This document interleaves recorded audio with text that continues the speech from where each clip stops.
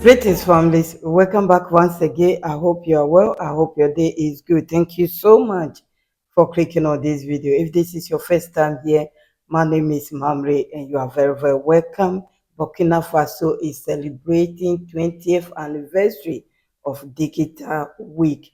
And of course, our president, Captain Ibrahim Traore, has taken this advantage to tell us that 20 years, but we are still far and we need to move fast and fast ahead. Digitize everything and also be aware of the artificial intelligence and more. Families have put two videos together. Please listen to our president, Captain Ibrahim Traore. And I'll be back. Thank you for your time.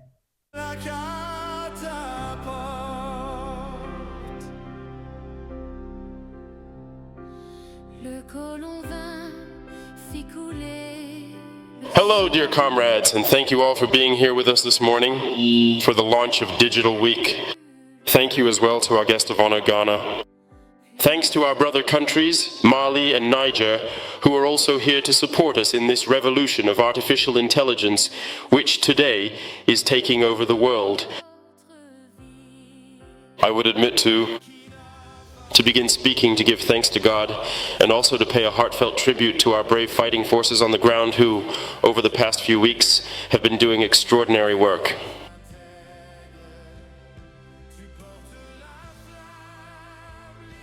I say this because I have felt a sense of pride these past weeks, while the enemy believes otherwise. It is precisely when we are under pressure that the morale of our men bounces back. They have been doing exceptional work these past few weeks. I want to pay tribute to them, to congratulate them. I would like everyone to please take a minute of silence to pray for the souls of all those who have lost their lives in this fight.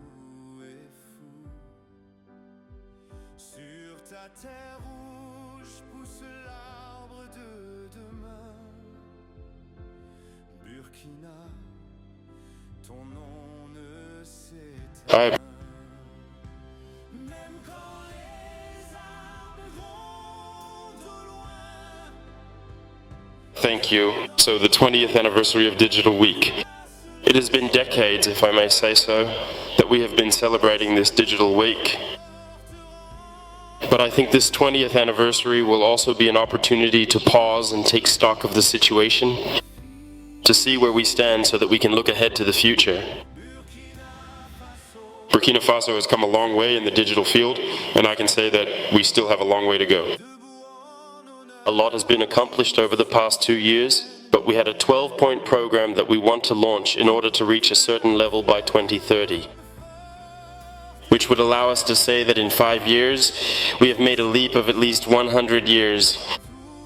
And Madam Minister, together with her entire team, has made a commitment to implement this program. And rest assured that we are here to support you whenever you want, so that this revolution will be a success. Burkina Faso needs this digital revolution, which must allow us to position ourselves at a certain level of development in the global sphere. Today, whether we like it or not, no field can advance without digital technology. It's practically impossible.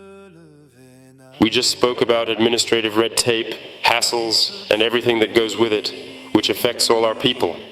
All segments of our population often fall victim to certain delays at the administrative level, but only digitalization, only digital technology can allow us to make significant progress, to offer faster services and therefore at lower cost, and to save money so that we can move forward in our administration.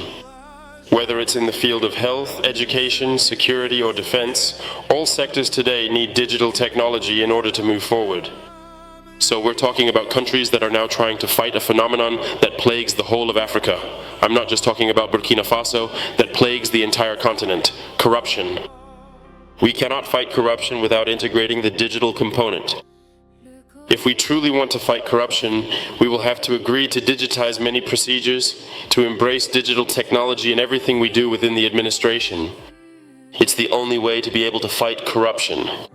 And our country needs it. Our country desperately needs it, especially since we are still putting a lot of effort into digitizing many sectors, which will allow us to make significant progress in the fight against corruption. So I encourage you to continue in this direction to integrate and bring together all the ministries on the various platforms you are developing so that this fight against corruption can make great progress in the next 2 to 3 years. If we also want effective security tools, we have no choice but to integrate artificial intelligence. I think this is also an opportunity to inform many young people about what the judicious use of artificial intelligence is and to give them concrete examples. In terms of security, in terms of defense, let me give you an example. The analysis of certain data necessarily requires artificial intelligence in order to be very fast and highly specific. Today, demographics and all the data collected by security sensors need to be analyzed quickly and concisely in order to provide conclusions that allow the various forces to act in time and anticipate anything that could affect the security of our country. Today, in terms of defense, who wouldn't be pleased to be able, from their position, to perhaps have images and coordinate regarding a particular situation and transmit them to a unit that already has the real-time situation and needs to intervene on the ground? This helps save lives because it allows you to better prepare for and anticipate the situation. But all of this can only happen if we seriously develop our digital infrastructure. And we are on that path.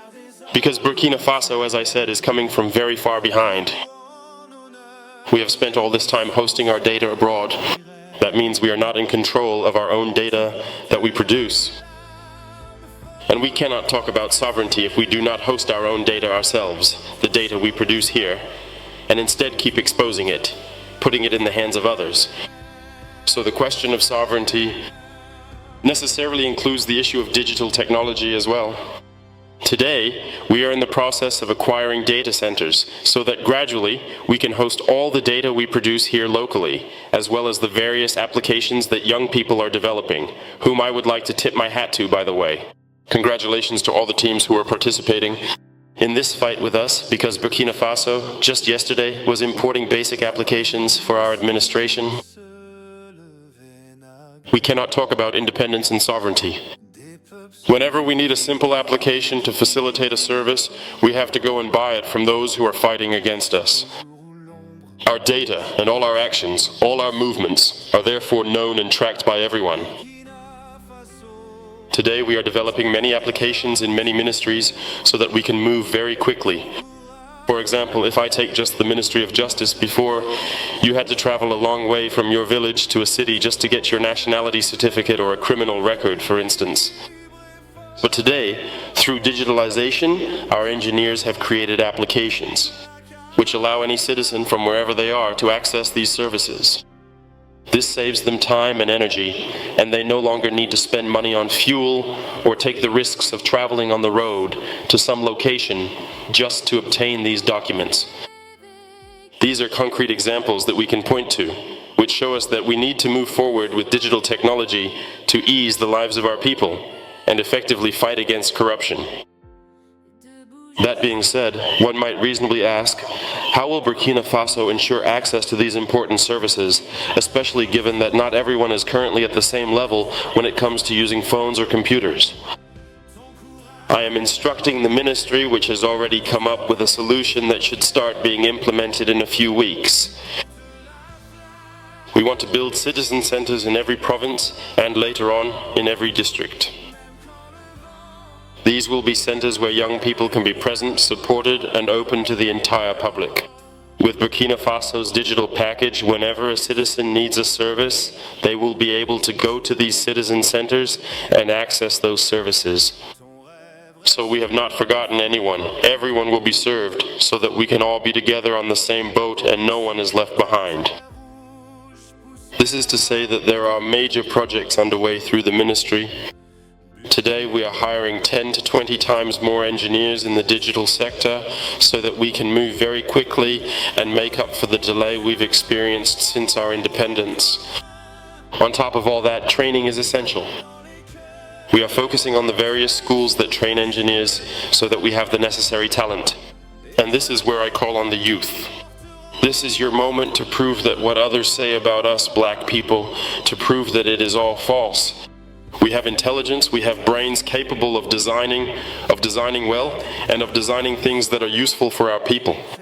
And so I encourage all the young people who will be enrolled in these various schools, who are setting out in pursuit of engineering knowledge, to keep conducting the necessary research and to develop all the IT tools our country needs, from farmers to the administration, in order to give a boost to our ongoing quest for development. In just a few weeks, God willing, we will commence the process of launching the construction of another Polytechnic Academy, which will also include this important component of digital training.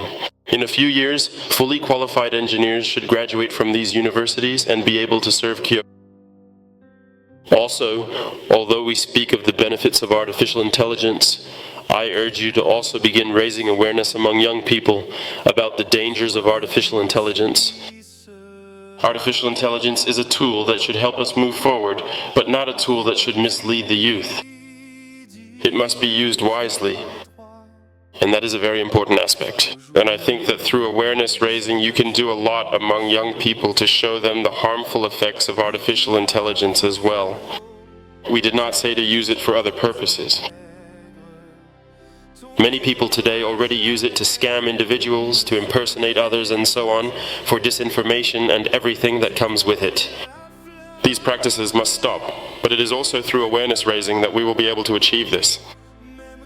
I am counting on the youth to make the best use of artificial intelligence to work for the benefit of the nation.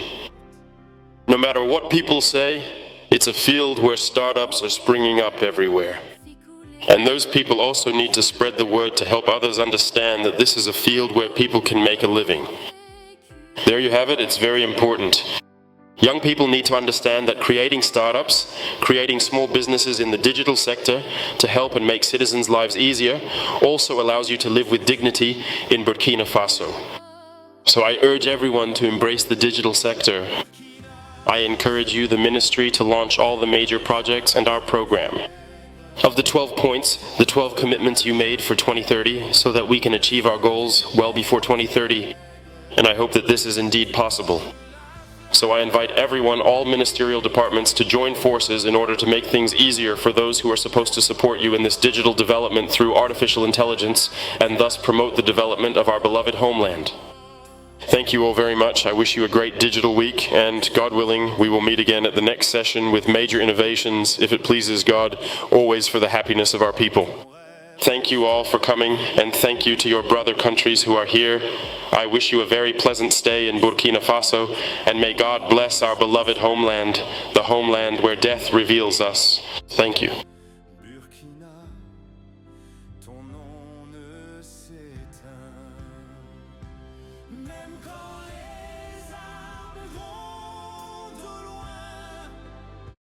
Thank you so much, families, for listening up to this stage. I hope you have taken one or two things from this speech concerning artificial intelligence. And yes, if this is your first time here, he didn't speak in English. He spoke in French. I've translated it.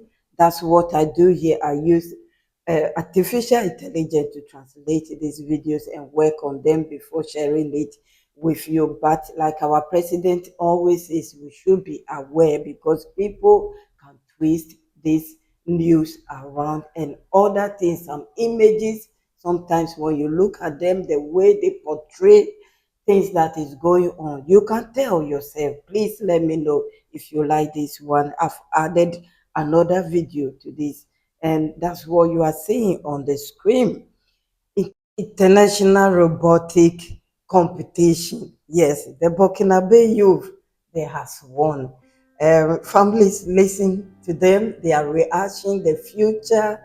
Wow. I'll be back. Thank you so much for your time. And as I mentioned in the headlines, Burkina's triumph, the Olympic competition of the FS Challenge Global. The first Global Robotics Challenge was held from October 29th to November 1st in Panama, Central America. The participants were tasked with building a robot capable of contributing to restoration. We learn more about biodiversity on this topic with Alassane Kenebiogo Musaki. For me, the FS Global was just another goal. For me, it was about bringing Burkina Faso onto the world stage. And the gold medal for the author goes to Team Burkina Faso. And yes, they did it. Burkina Faso takes the top spot at the first global challenge. That is the first global robotics challenge held in Panama, Central America from October 29th to November 1st, 2025.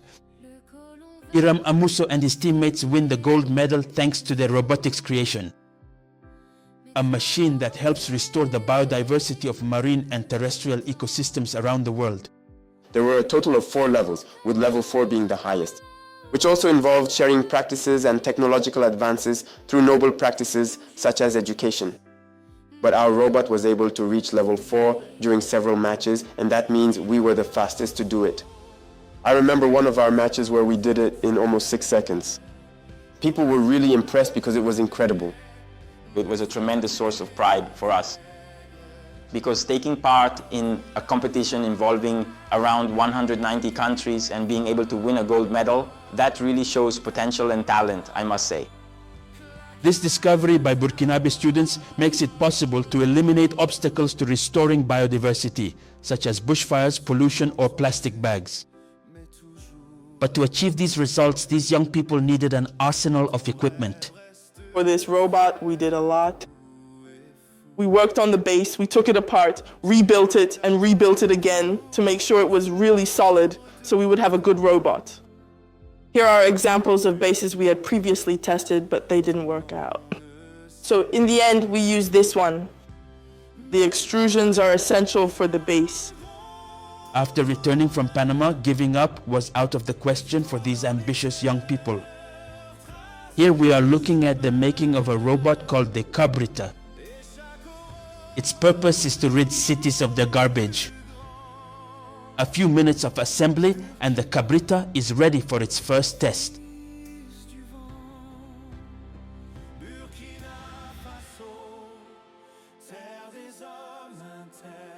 We equipped the robot with a mechanical arm that allows us to grab all sorts of things like bags, bottles, and put them into the bin. So yes, it's really useful for dealing with waste. In any case, it helps. The main thing is that we can create things that will either help us recycle others or allow us to collect trash from the ground or from various centers. The work of these students takes place at the GoBLab laboratory located in the 6th district of Ouagadougou. They are assisted by their mentors who are in charge of this organization. So Gobe Lab is a fusion of the word Hausa and the Burkinabe word. So in Hausa, Gobe means future. So Gobe Lab is the laboratory of the future. And ultimately what we also want to have here is a fab lab. A fab lab is actually a community laboratory. So with the small tools we have here, our goal is to have many more so that everyone can come here to learn different trades, not just robotics. So I can come and learn to be an electronics technician, to repair cell phones, to fix a computer. We take part in international competitions where we bring children we've trained and support them all the way there so we can help our young creators, who are the future leaders of tomorrow, discover what we call the highest level. Through competitions we've been participating in since 2019, which is when we started, in Dubai. We have also won several awards, and today we are very proud of the quality of training we provide to children because we are now reaching the top ranks worldwide. In these laboratories, the desire to make robotics popular and useful is clearly evident. But Iram and his peers point out that these robots, for example, do not replace producers with dogs, nor do they replace women in their domestic tasks. In fact, the usefulness of our robots is to create jobs, but also to make things easier for those who are making our Burkina Faso a better country. We can even look further ahead, that is, into military equipment. We could make demining robots, that is, robots equipped with ultrasonic sensors as well as mine detectors. But in the meantime, these students continue their creative work. The support of their partners will allow them to achieve great things in terms of robot manufacturing in a way. This is why Primer Talents Global specifically encourages girls to take an interest. Thank you so much, families, for listening and watching. I have taken a lot from our president and the children. I've learned a lot from them. I'm so happy that they are very intelligent, passionate, above all, they know what they want to achieve. The future is bright. And congratulate them. I pray for good, long life for them and good health. That's what I wanted to say, so they can achieve what they set out to achieve in the near future concerning whatever plans they have for their country and Africa as a whole. I'm grateful that they have a great leader that will support them 100%. I remember they went for one competition in Europe. It might be the same people or different. They got second and third, and they were not happy. They said they were robbed. So next time they will win. And this is the first in the world, and they won. Their reaction is like a give way, we won. And I can't wait for the president to see them and congratulate them. By all means, he will do that because that's what he does best. That's what he does best. Sorry. He's always there to motivate the youth and any other person who is doing great things.